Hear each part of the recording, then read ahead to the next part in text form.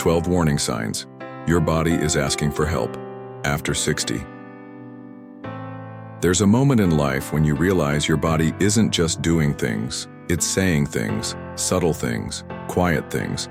It's not screaming with pain or falling apart all at once. It's whispering, nudging, asking you to listen. You wake up and notice a bruise you don't remember getting. Your balance is a little off, but you shrug it off. You used to fall asleep in minutes, now you're waking up at 2 a.m. every night without fail. Little things, manageable things, but deep down, something feels different. When you cross 60, your body becomes less loud, but more honest. The warning signs don't come in dramatic waves, they come in quiet clues. A little less strength in your legs, a little more forgetfulness, a chill you can't seem to shake. Your body isn't giving up, it's reaching out, and most of us, we ignore it. We chalk it up to age, to stress, to a busy week. We learn to live with discomfort, with disconnection, with a version of ourselves that feels smaller than we once were. But that doesn't have to be your story. Your body, even now, is wise. It knows how to speak. And even more importantly, it knows how to heal. When it sends these signals, it's not trying to scare you, it's trying to partner with you. It's saying, I'm here, I need support, but I still believe in you. This video isn't about fear, it's about awareness, about catching those small whispers before they turn into shouts. Because the truth is, most of the signs we'll talk about today are reversible. Not overnight, not magically, but realistically and gently, with the right kind of attention. If you're over 60, this chapter of your life isn't about fading away. It's about deepening, listening, responding. It's about learning how to read the signs your body has been trying to show you, sometimes for years, and finally doing something about it. This isn't a list of problems. It's a guide to reconnection. Because when your body is asking for help, it means something powerful. You're still alive enough to answer. And together, we will. You nick your finger doing the dishes or bump your leg on the edge of the bed. Days later, the spot is still red, still sore, still there. What once healed quickly now seems to linger, scabbing slower, closing up reluctantly. And suddenly, healing feels like a process your body has forgotten how to do, but it hasn't forgotten, it's just overwhelmed. Slow wound healing isn't just about skin, it's about circulation, inflammation, immune function. When your body is under strain, whether from poor nutrition, lack of movement, or hidden imbalances, its ability to repair slows down. And wounds become visible signs of that internal stress. As we age, our blood vessels narrow, and blood flow decreases, especially to the skin. That means fewer nutrients and less oxygen reach the places that need to heal. At the same time, your immune response, the system that sends cells to fight infection and repair damage, becomes less efficient. Add chronic inflammation to the mix and healing can take days or even weeks longer than it should. But here's the part many people miss. Slow healing is your body waving a flag, not giving up. It's saying, I need better building blocks. I need rest. I need help. So listen, look at your plate. Is it filled with life-giving nutrients? Protein, zinc, vitamin C, omega-3s. These aren't just buzzwords. They're the literal tools your body uses to stitch you back together. Look at your routine. Are you moving your body each day, getting blood flowing, gently reminding your tissues how to stay alive? And most importantly, are you paying attention to what your body is trying to rebuild? Because sometimes it's not just the skin, it's the story beneath it. Your body hasn't forgotten how to heal. It's waiting for you to remember how to help it. You look down and there it is, a bruise the size of a coin on your arm or your leg. You pause, trying to remember what caused it. Nothing comes to mind. Another shows up a few days later. You don't recall bumping into anything. And suddenly, you're left wondering, why is my skin bruising so easily? This isn't about clumsiness. It's about vulnerability. As we age, the fat layer beneath our skin, the cushion that once protected us, thins out. At the same time, the walls of our blood vessels become more fragile. That means even minor bumps can cause the capillaries just under the skin to break, leaking blood and leaving that all too familiar purplish mark. But there's more. Easy bruising can also signal nutrient deficiencies. Vitamin C helps maintain the integrity of blood vessels. Vitamin K helps your blood clot. A lack of these, quite common with age or medications, can mean your body can't prevent or clean up the bruising fast enough. Medications like blood thinners, steroids, or even aspirin can increase bruising too. But beyond all of this, easy. Bruising is your body saying, "I'm becoming more fragile, please protect me." And the answer isn't to avoid life or bubble wrap your surroundings. The answer is to strengthen from the inside out. Load your diet with colorful vegetables and fruits that provide vitamin C and flavonoids to support your vessels. Incorporate leafy greens for vitamin K. Stay hydrated, and if you're unsure, get your levels checked. Your skin may be thinning, but your resilience doesn't have to. And the next time you see a mystery bruise, don't panic. But don't dismiss it either. It's not just a mark, it's a message. One your body hopes you'll take seriously. One day your arms feel a little softer. Your legs aren't as strong. You catch your reflection and notice your shoulders seem smaller. You haven't changed how you eat. You're not less active than usual. But somehow, your muscles are fading. Slowly, subtly, but unmistakably. This isn't just weight loss, it's muscle loss. And after 60, it has a name: sarcopenia. Sarcopenia is the gradual loss of muscle mass, strength, and function that naturally occurs with aging. But in many people, it happens faster than it should. And when muscle disappears, independence often follows. Everyday activities, climbing stairs, getting out of a chair, lifting groceries, suddenly feel harder. The truth is, muscle isn't just about strength. It's about survival. Muscle supports your bones, balances your blood sugar, powers your immune system, and protects your organs. It's not just tissue, it's a reserve. And when you lose it, your body has fewer tools to recover, respond, and repair. So why does it happen? As we age, our hormones shift. We absorb protein less efficiently. Our movement slows. And most importantly, many of us stop challenging our muscles. But muscle doesn't have to fade. It can be rebuilt. Start with resistance. You don't need a gym. Use your own body weight, chair squats, wall push-ups, light weights or resistance bands. Small movements, done consistently. Tell your body, we still need strength. Next, eat with intention. Don't skip protein. Aim to include it with every meal. Eggs, fish, beans, lentils, tofu. Older adults actually need more protein than younger ones to maintain muscle. And most of all, stay active. Walk, stretch. Stand up often. Dance. Your muscles are like stories, and if you don't use them, they fade. But when you engage them, they come alive again.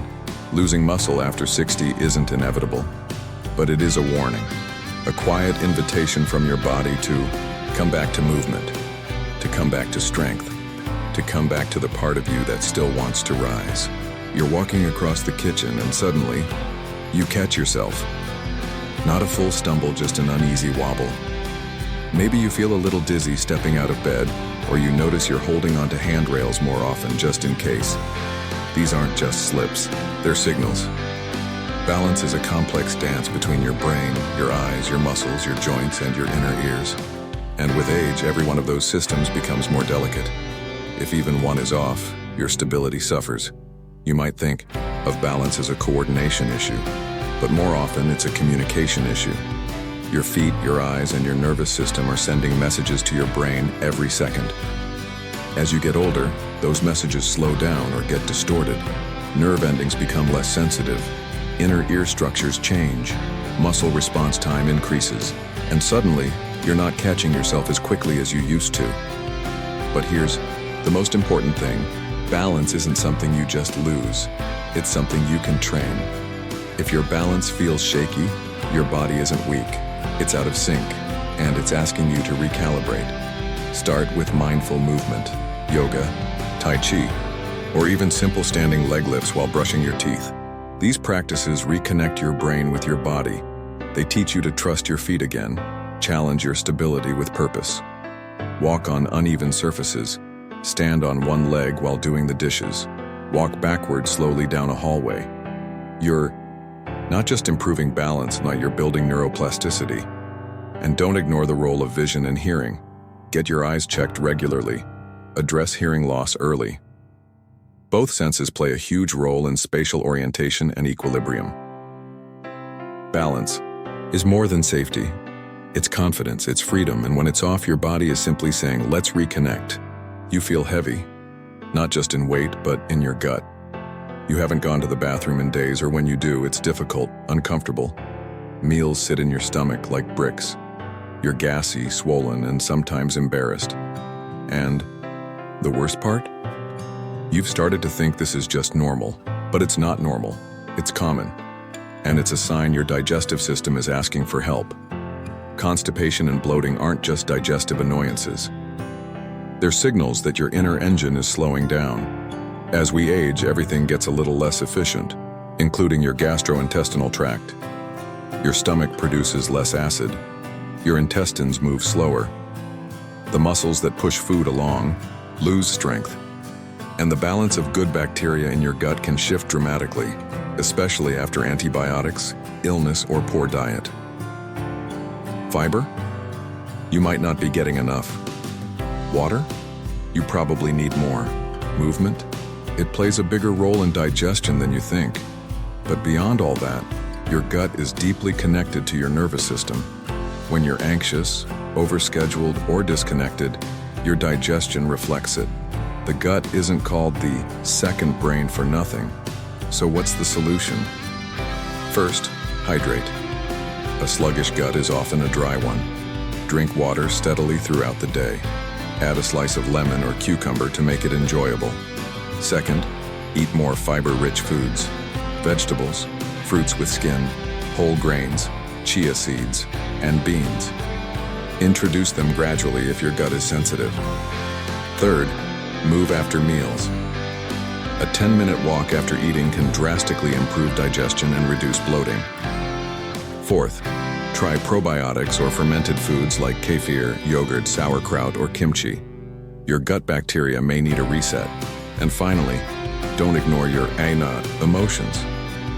Stress is one of the most powerful disruptors of digestive health. Breathwork, meditation, or even talking to someone can move more than just thoughts. Constipation and bloating aren't just body issues. They're life signals. Your body is saying, slow down, nourish me, help me let go. You're bundled up while others are in short sleeves. Your feet are icy under thick socks. You wear a sweater even when the sun's out. And no matter what the thermostat says, your body keeps whispering, I'm cold. This isn't just sensitivity. It's your body asking you to pay attention to its internal fire. When you feel cold all the time, even when others feel fine, it's often a sign that your circulation, metabolism, or thyroid function isn't where it should be. Let's start with circulation. As we age, blood vessels become less elastic. Blood flow to the extremities, hands, feet, legs, can decrease, making those parts of the body feel constantly cold. But metabolism plays a bigger role than most realize. Your thyroid is the control center for temperature regulation. If it slows down, even slightly, you'll feel chilled, sluggish, and maybe even a little depressed. It's more common after 60, and it's very underdiagnosed. Anemia is another potential culprit. When your red blood cell count drops, oxygen, delivery to tissues slows, and with it your warmth.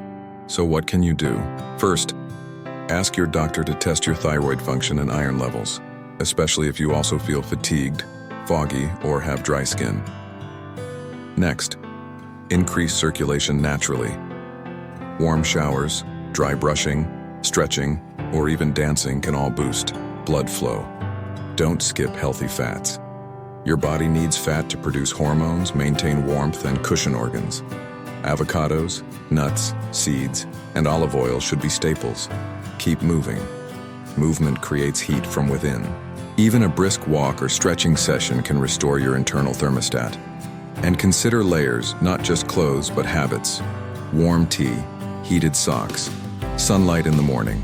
Each one tells your body, you're safe, you're supported. You're warming up again. Feeling cold isn't weakness, it's a whisper from your body. Please light the fire again. You fall asleep just fine. But then, 2 a.m., 3:30 a.m., 5 a.m., you're awake. Not from nightmares, not from noise, but from something. You lie there, staring at the ceiling, frustrated and tired, knowing tomorrow will start with even less energy than today. This isn't just light sleep or getting older. It's your body asking for help. Waking up in the night can happen for a dozen reasons, but at its core, it often signals imbalance. Your sleep-wake cycle, known as the circadian rhythm, is regulated by hormones like melatonin and cortisol. And after 60, those hormones can get disrupted, sometimes by stress, blood sugar swings, or even low-grade inflammation you don't feel, but your body does. Waking at the same time every night is especially revealing. For example, consistently, waking between 1 and 3 a.m. is often associated with liver function, stress processing, or unstable blood sugar levels. Between 3 and 5 a.m., that's lung time in traditional medicine, often tied to grief, oxygen regulation, or emotional heaviness. It's also common for bladder health, digestion issues, or medications to interfere with deep rest. But here's the truth. Your body wants to sleep, deep healing sleep. When it can't, it's asking you to listen. What can you do? Start by protecting your circadian rhythm. Go to bed and wake up at the same time every day. Get sunlight first thing in the morning. Limit screen time and bright lights after dinner. Be mindful of your evening meals. Heavy or sugary food before bed can spike blood sugar and then drop it, waking you up. Try a light balanced dinner and, if needed, a small protein-rich snack before bed. Create a bedtime ritual. Warm bath, calm music, gentle stretching. Give your body a reason to wind down and take stock of your inner life. What's unresolved? What's weighing on your heart? Sleep isn't just physical, it's emotional, and your waking patterns may be your body's gentle way of processing what you haven't spoken. Waking up at night doesn't mean your body is failing. It means it's trying to heal if you'll let it. You're climbing stairs and suddenly you're winded. Carrying groceries leaves you catching your breath. Even a walk down the driveway requires a pause. You tell yourself it's just your age. But part of you wonders, is this normal? The short answer? No, not when it starts showing up in the small things. Feeling short of breath during everyday activities can be one of the clearest signals that your body is under strain. It could be your lungs, your heart, your circulation, or even something as subtle as your oxygen to carbon dioxide ratio being out of balance. Your lungs are supposed to expand easily. Your heart is meant to pump strong. But when these systems weaken, or when blood flow slows down, you'll notice it. And most people ignore it until it's advanced. Don't wait. Shortness of breath can be linked to heart conditions, chronic lung disease, anemia, or even long-standing postural issues that limit lung expansion.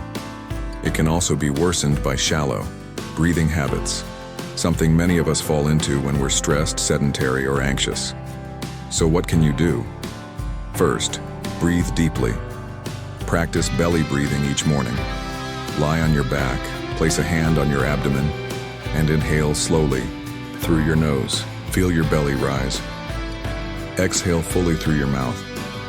Repeat for a few minutes daily. It retrains your lungs. Second, build endurance gradually. Gentle walking, water aerobics, or even seated stretching can help recondition your body. Don't push hard, push smart.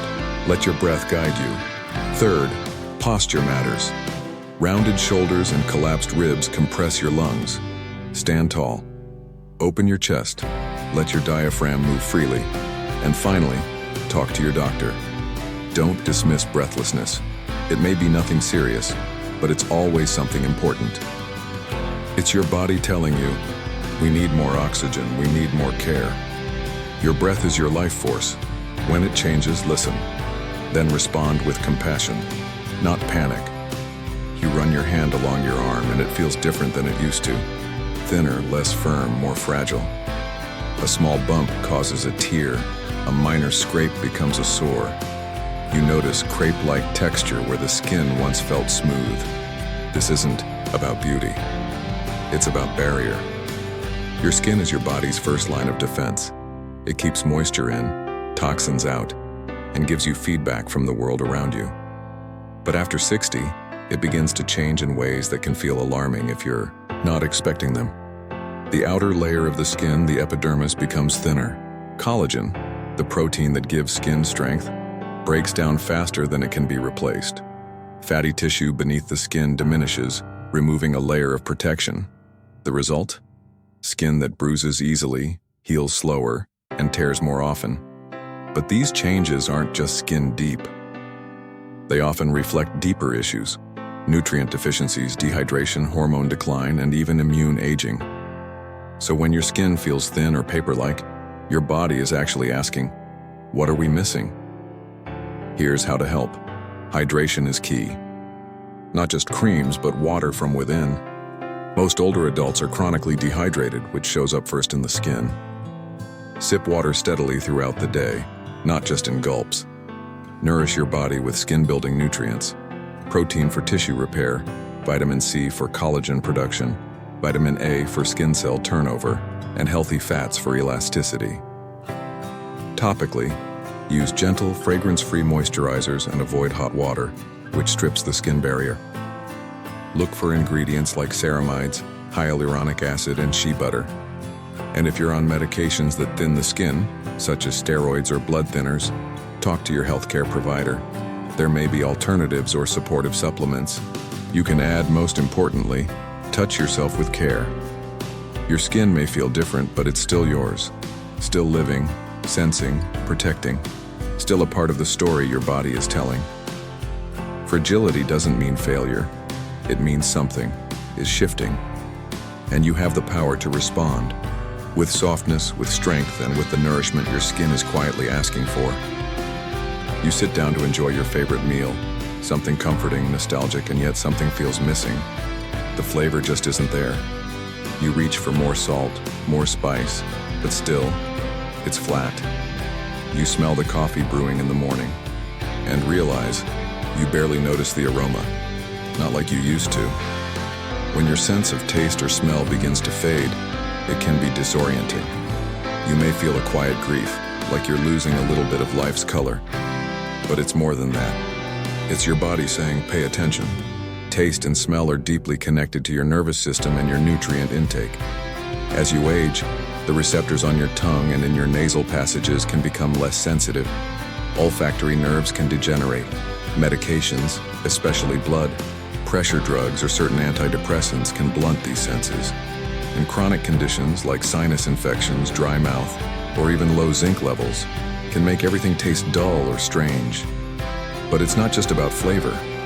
Your ability to taste and smell is tied to safety, detecting spoiled food or smoke, appetite, and even memory.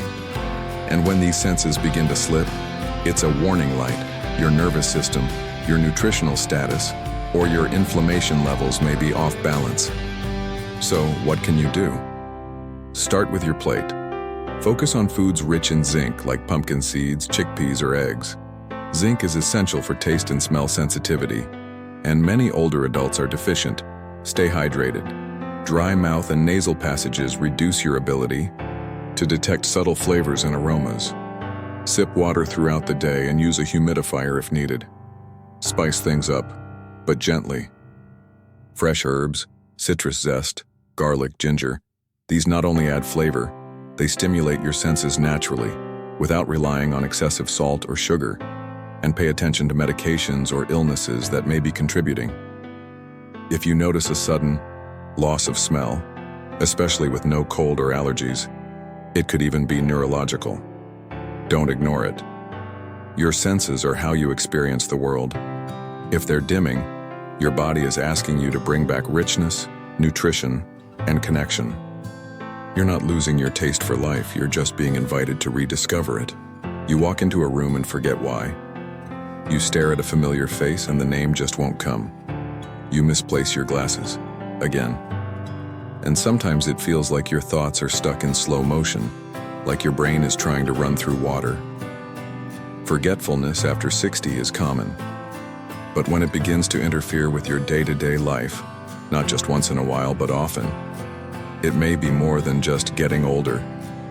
It may be your brain asking for support. Memory is like a garden. It needs water, sunlight, and space to grow. But with age, your brain can become dehydrated, malnourished, and crowded with the noise of stress, inflammation, or lack of sleep. Your hippocampus, the part of the brain responsible for memory, shrinks slightly each year.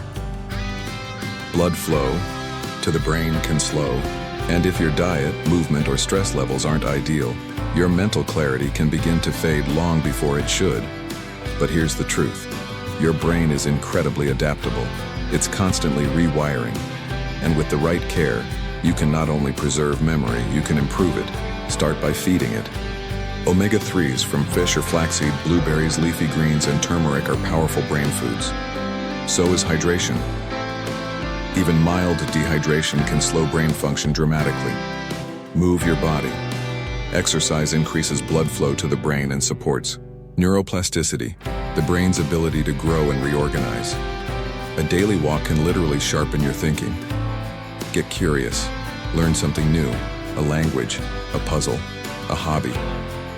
Your brain lights up when you challenge it. You're never too old to grow. Sleep like it matters. Deep sleep isn't just rest. It's memory consolidation. Without it, your brain can't organize or store the thoughts and experiences of the day. And finally, don't panic. Occasional forgetfulness doesn't mean decline. It means, let's care for this part of you with more intention. You haven't lost your mind. It's simply asking to be nourished, rested, and reawakened. You wake up and everything looks fine. But deep down, you know something's not right. You're not sick, not in pain, but something's shifted. A restlessness, a dullness, a sense that your body or your spirit is slightly off key. You try to push it aside, tell yourself it's nothing, but the feeling lingers. This is the most difficult and the most important sign of all, because no test will catch it. No doctor can measure it, but you know it's real. After 60, your intuition about your body sharpens. You've lived long enough to recognize patterns, to feel internal rhythms. So when something feels off, it often is. It might be subtle inflammation, a nutrient deficiency, a hormone imbalance, or even unprocessed grief, loneliness, or burnout. The mind and body don't work separately. They're a single ecosystem. And often, the very first sign of imbalance is just that sense. I don't feel like myself. Don't ignore it. Check. In with your physical habits, are you sleeping, eating, moving, and resting in ways that feel nourishing or simply routine? Check in with your heart. Are you carrying unresolved pain, disappointment, or fear that hasn't had space to be seen? Check in with your soul. Are you still doing things that make you feel alive? Your body doesn't always shout. Sometimes, it whispers. And when all the numbers look fine but something still feels wrong, it's time to listen even more closely. You don't need a diagnosis to begin healing. You just need awareness and action. Even one small act of care, of stillness, of reflection can shift the energy. You know yourself better than anyone. When you feel off, believe it. That feeling is your first language, the original wisdom of your body calling you home. The body rarely breaks all at once. It sends signals, small, consistent, whisper-like messages that something inside is shifting, needing care, needing support, needing you to notice. These 12 signs we've walked through today, they're not reasons to panic. They're not proof that you're failing or falling apart. They're invitations, each bruise that shows up out of nowhere. Each night you wake at 3 a.m. and stare at the dark. Each time you look in the mirror and wonder, where did that version of me go? All of that is your body reaching out, not with anger or resignation, but with quiet hope. Because here's the truth, most people won't say out loud, it's not too late. Not too late to regain your energy, not too late to rebuild your strength, not too late to feel joy in your own skin again, not too late to answer the call your body has been sending for years. Aging doesn't mean disappearing. It doesn't mean accepting decline as your only future. It means becoming more attuned, more honest, more deeply connected to the parts of you that the world can't see, but you can feel. So if you saw yourself in any of these signs today, take it as a beginning, not an end. The first step is noticing. The second is choosing. And you've already done the first one. From here on out, it's not about perfection. It's about partnership. You and your body, working together, listening, responding, trusting. Let your next chapter be a return, not to the past, but to presence, to awareness, to wholeness. Let your healing begin with small daily acts of care. Let your body know, I hear you, I'm with you, and I'm ready. You're not broken. You're not behind. You are wise enough and strong enough to answer the call. Your body has been waiting. Now it knows when you're listening.